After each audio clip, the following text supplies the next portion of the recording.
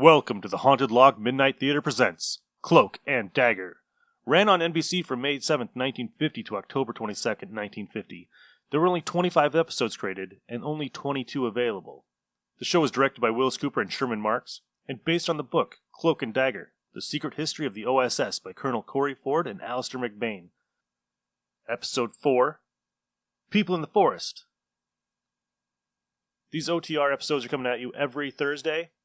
If you like it, subscribe. If you don't, give me an email. All right, bye. Are you willing to undertake a dangerous mission behind the enemy lines, knowing you may never return alive?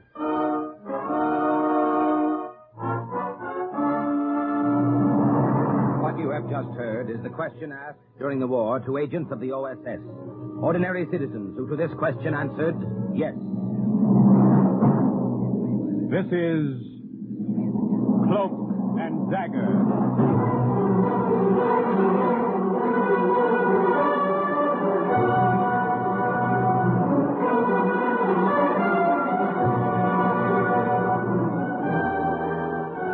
Black warfare, espionage, international intrigue. These are the weapons of the OSS. Today's story, The People in the Forest, is suggested by actual incidents recorded in the Washington files of the Office of Strategic Services. A story that can now be told.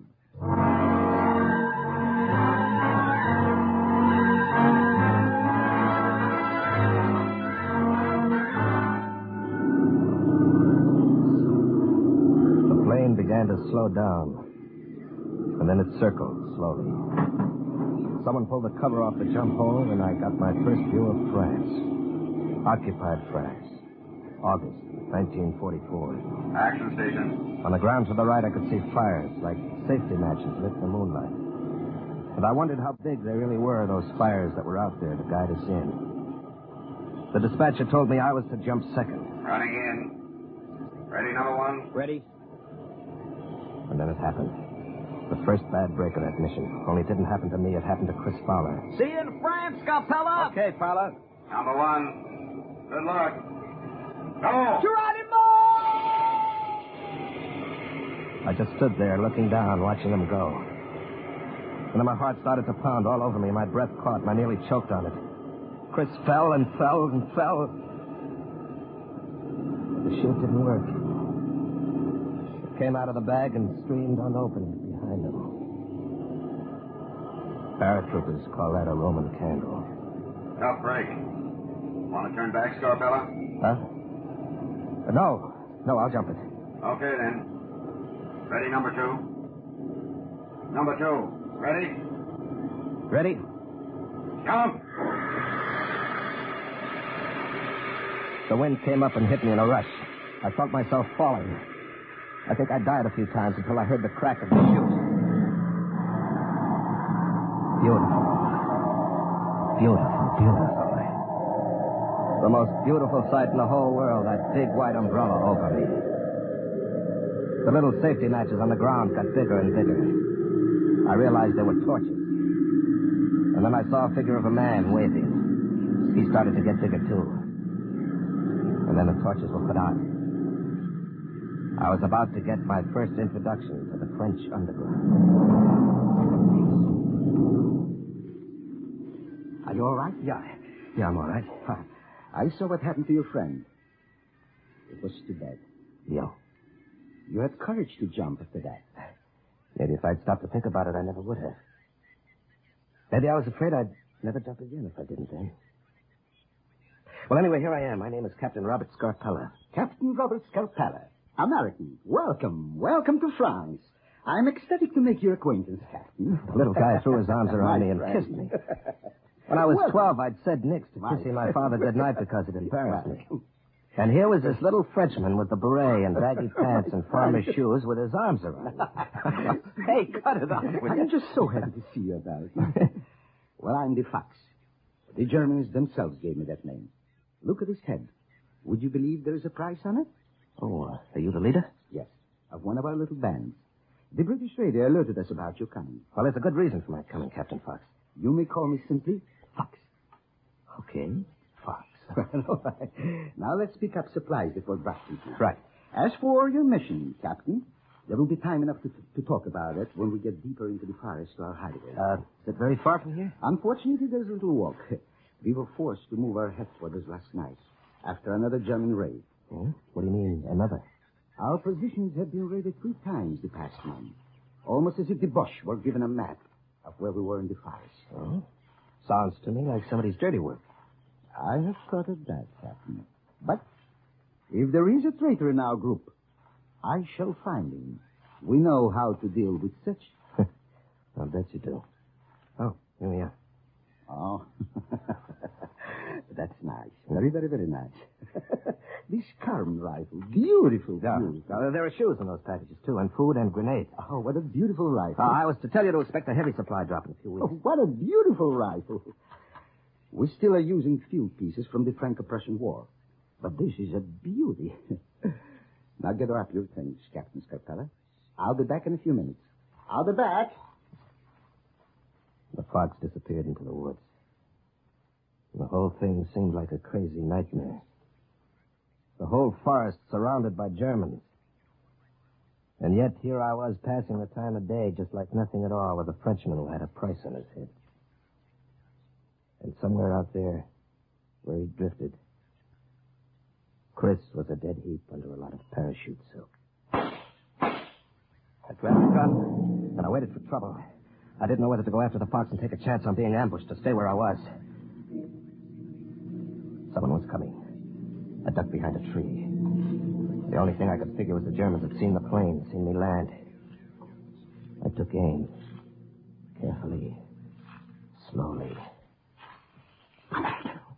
American, where are you? Oh, for crying out loud. What happened? What were those shots? I just wanted to get the feel of your gun. So I simply tried it on a couple of Germans over the edge of the hill. It sights very well, though. Oh, for crying out loud.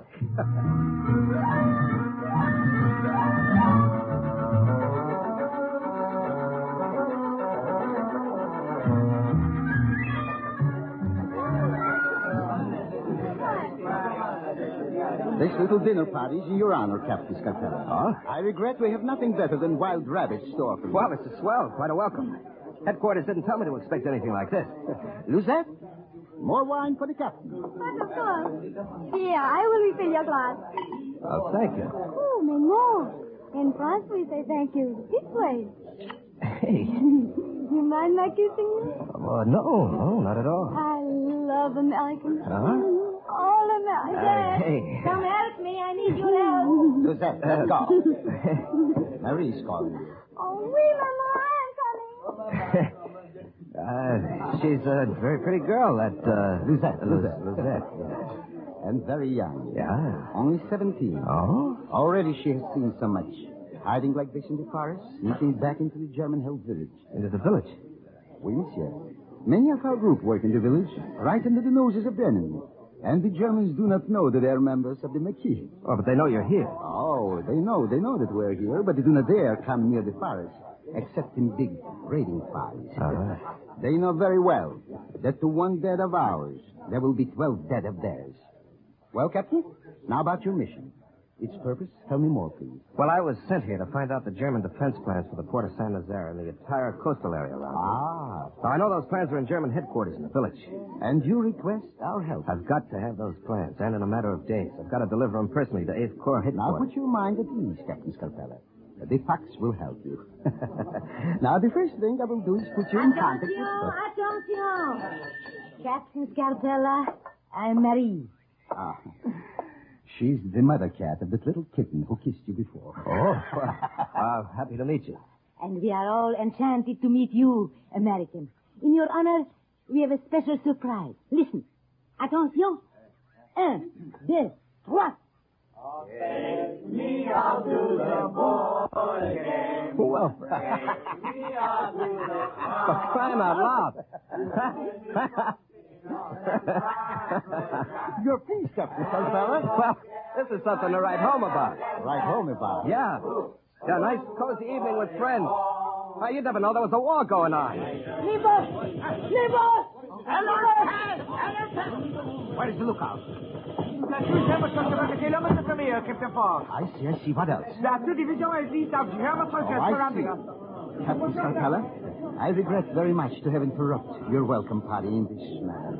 Renner? Oui, le Fox. Renner? Oui. The new machine our American friend brought with him. Oui. Now, what is it called, Captain Scarpella? A bazooka. Oh, yes, this bazooka. Now, take it to an advantageous position. You understand? Oui, Fox. Now, listen. Yes, now, my friend. Now is the best time for him and some of the others to learn how to use it. Oh, for crying out loud.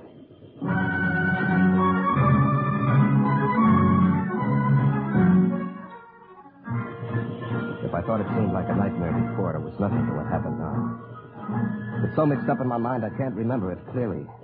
It wasn't anything like the patrols I'd been trained for in the Army. What? Captain Scarpella? Follow you, please. All right. These Germans are becoming very annoying. Would you mind pointing that the other way, Fox? Yes, excuse me. This bazooka is a beauty. Just a little beauty. From out of nowhere, a German soldier fell forward on his face. And then the Fox and I moved on. I remember thinking, Christ, this is like kids playing cops and robbers. French boys, still in their teens, ran by with the cross of Lorraine sewn on their coats. I saw Marie take aim behind a tree. And all the time, the Fox kept smiling. He never stopped smiling. I feel selfish, Captain Scarpella. Give me that gun. I will let you borrow yours a while. There, about 50 yards ahead, there is a juicy rabbit in German uniform. Oh? Please, get him.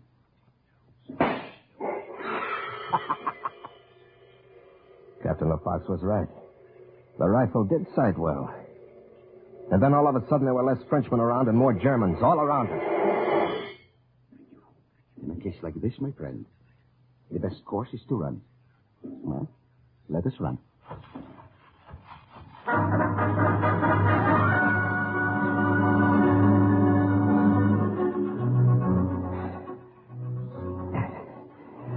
This forest is like a jigsaw puzzle to me. You know it backward. It is from necessity, of course.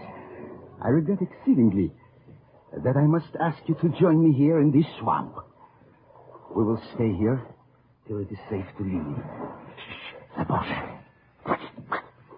Under the water. Leave only your nose above it to breathe. Oh, these are all the joyful. They are gold. How can one fight what one cannot see? I think we have them this time, Herr Hauptmann. They are scattered and disorganized. Perhaps this is the end of our trouble with them. Relaxed. They have retreated. But those arrogant devils may return again. Well, we'll find out from our informant later how good a job we have done this time. Yeah. I'm going up ahead. Shall I stay here as guard? No. It is not necessary. There's nothing here. Come better with me. Yeah, Herr Hauptmann.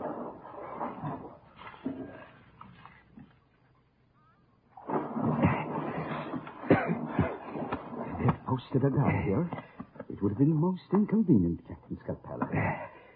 Are you very wet? What do you think? Well, there'll be clean clothes for you at our hideout. Come. It is time for us to go there. Well, this has been a very annoying evening. Fox, did you hear what they said about... An informant. I heard.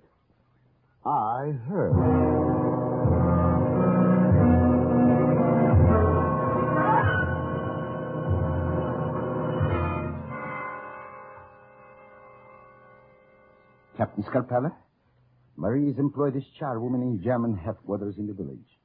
She is the contact of whom I spoke. Oh? What can I do to help you? Just tell me. There are plans for the defense of Saint-Lazare. What do you think the chances are that they may be in the files of the office where you work, Marie?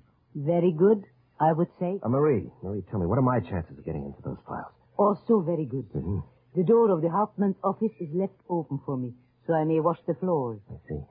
It will be easy to enter. As for the files, I have a key. A key? Which I will give it to you. Well, this is better than I hoped for. When can we go, tomorrow? Tomorrow? Why not now? The Germans are still out searching the forest, and the coast will be clear. Let us leave now. Well, I'll say it for you, Captain Scarpella. For crying out loud.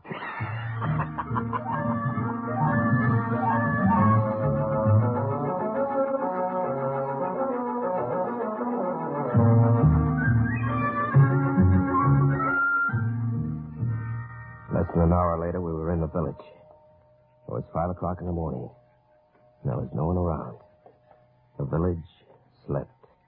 Captain Scarpella, listen to me. There is a German headquarters across the street. Mm-hmm. I will leave you and go inside to get my mop and bucket. You will watch through the window. Right. When I distract the guard, go quickly to the side door. It is open. The Hauptmann's office is the third door from the end. Third, huh? You have the key to the fire, huh? Yes, I have it. Go. I go now. Remember the signal I gave you, in case of danger. I watched her go into the building. And then I took up my position at the open window. There was a guard at the front desk. No one else around. I pressed myself into the shadows. And after a while, Marie came to the front desk and began to mop the floor. How are you doing here, Dorothy? I'm not that early, Sergeant. And the sooner I finish, the sooner I am through. Now go about your business, sir. I knew that soon she'd do something to distract her. You're disturbing me. This too must be washed, no? I will be through presently. Fine. Yeah. You still at home, my No. I'm so sorry it was not delivered. Oh, my boot. And look at the mess. The side door was open and she said it would be. Sorry for this. 1, 2, 3. The third door from the I'll end. go to the other end of the room. And sir. I made it. German captain's office. And in the corner were the files. The key in my hand was hot and sticky. It fit. It fit. The key fit. I knew it would, but somehow it slid in and turned. I took a breath of relief. I didn't have much time. I knew I didn't have much time. I had to find those plans, but where? The papers. Where were they? And I heard Marie's signal. And I froze. What a break. But I couldn't stop searching now. Where are they? I only remember I would have been through with washing the floor in front of your office. Almost as if God had put it into my hand at the right moment, I found the photostatic copies of the defense plans. Now, if she could only hold them off until I got out of the place. Let's see. The window, that's it. It was only a short drop to the ground and still no one in sight. I had a feeling Marie could take care of herself, and I started back for the forest, the plans in my pocket.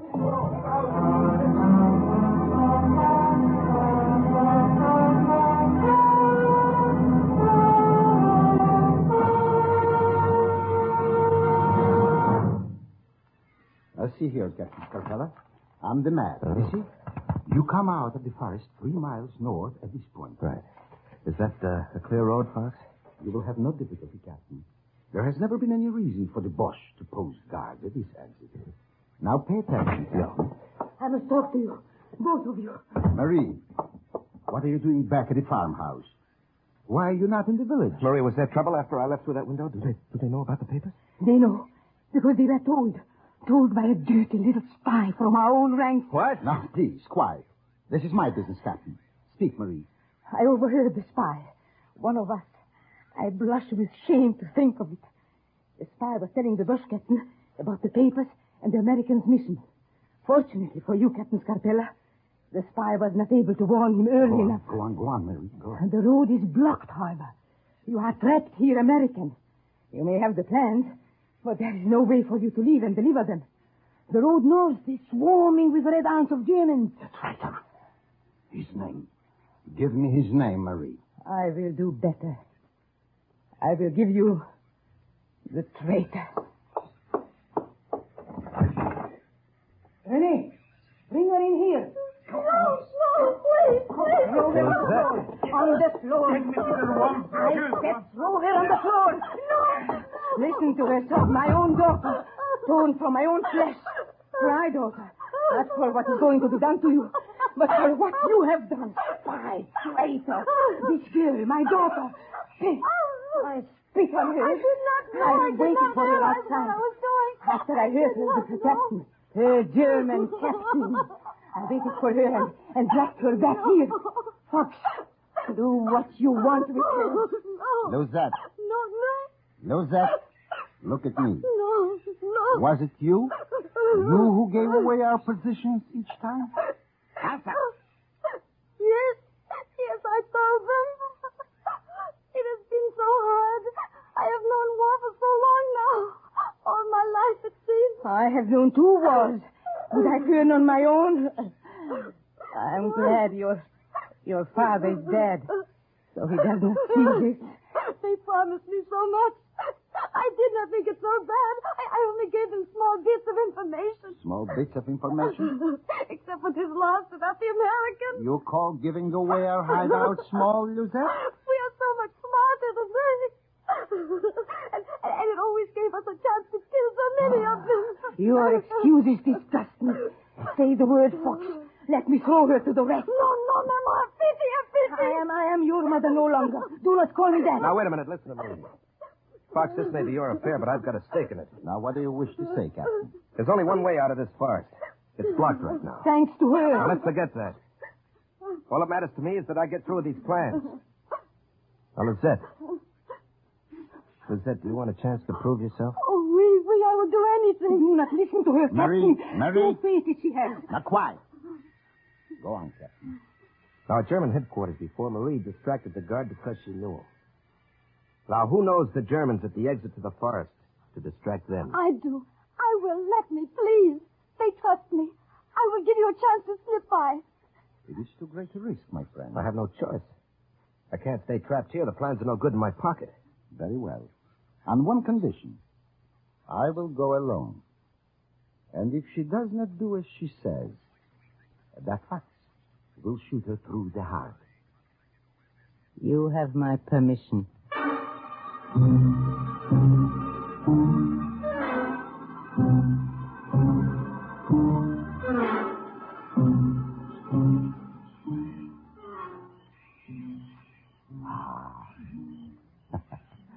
There are many clouds out tonight to hide the moon. The darker the better.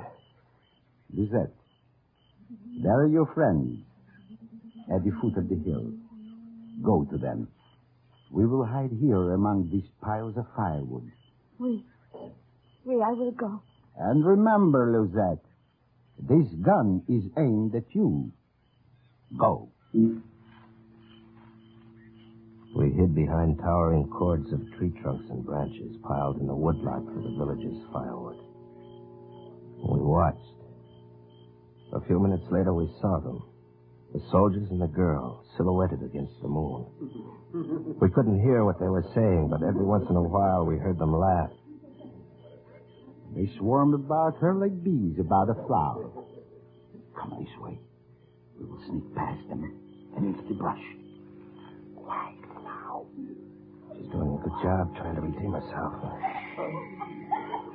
Stupid American. It's completely trapped. There's no way out. You're a sly one, Lucy. Du bist sehr klug. Time for you too. The Hauptmann does not make a mistake with you, no? There are advantages to being an officer, eh? Hey, stop! Oh, we're caught. He's there, American. Run! Captain, this way. Into the brush. Get back! Get back! Let go of the gun! I won't.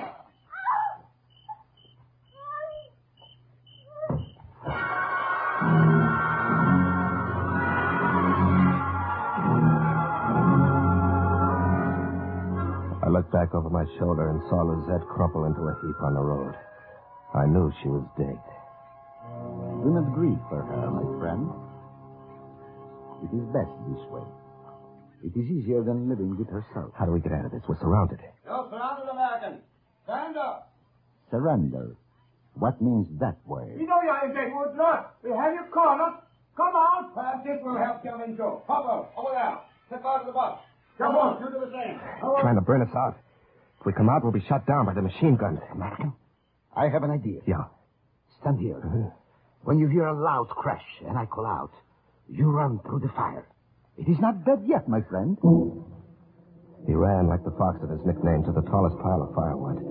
In the dark night, I saw him struggle with a log at the base of the pile, and then the huge tower of wood came tumbling down and screamed. I plunged through the fire and found the path. And a few minutes later, Sly Fox miraculously joined me. You can make it from here alone to the American lines, Captain Scalpella. What about you, Fox? Don't worry about it, Fox. I'll get back all right. Perhaps we shall meet again one day, Captain. Who knows? Well, au revoir, then. Goodbye.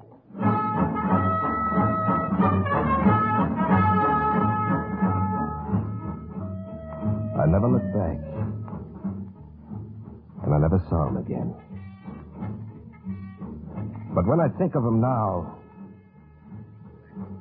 I think of him not with the beret, but with a green hat and a feather. A little like Robin Hood. Captain Scarpella delivered the plans personally to the Assistant G2 at 8th Corps Headquarters, and he was recommended for the Distinguished Service Cross for the American lives he had saved at the port of Saint-Nazaire.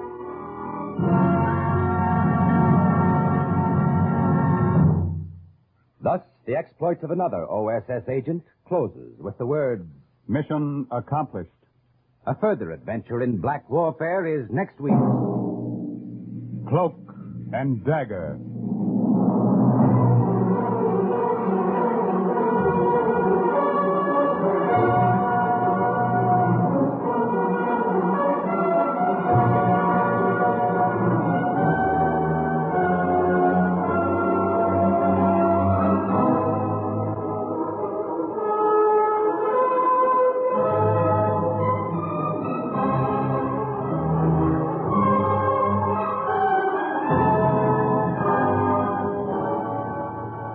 Heard in today's Cloak and Dagger adventure were Joseph Buloff, Lily Darvas, Larry Haynes, Nancy Franklin, Barry Kroger, Raymond Edward Johnson, Carl Weber, Boris Applin, and Jerry Jarrett. Script for Cloak and Dagger was written by Winifred Wolfe, and the music was under the direction of John Garth. Today's true OSS adventure was based on the book Cloak and Dagger by Corey Ford and Alistair McBain. This has been a Louis G. Cowan production in association with Alfred Hollander. It was under the direction and supervision of Sherman Marks. Robert Warren speaking.